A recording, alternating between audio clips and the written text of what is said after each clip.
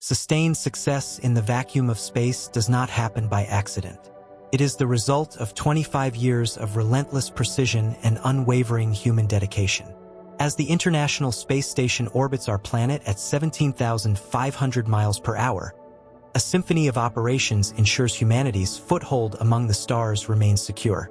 Every single day, mission control centers around the globe synchronize with crew members to manage a vehicle as complex as a floating city. Inside this orbiting laboratory, the daily grind is anything but ordinary. Astronauts are not just pilots. They are farmers, doctors, and engineers. Watch as they tend to the veggie production system, a critical step in deep space exploration. Here, we are learning to grow fresh food in microgravity, cultivating red romaine lettuce and dwarf tomatoes, vital for sustaining future crews on missions to Mars.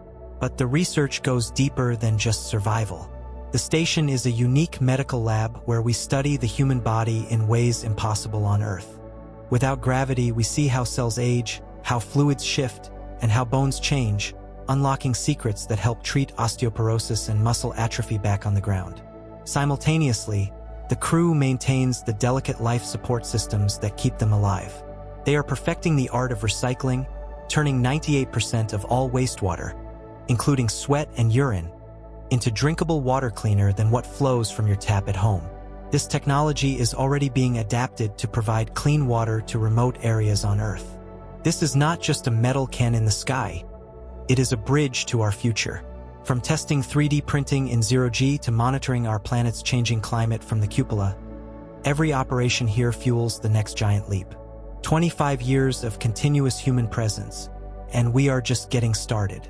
This is the legacy of the ISS.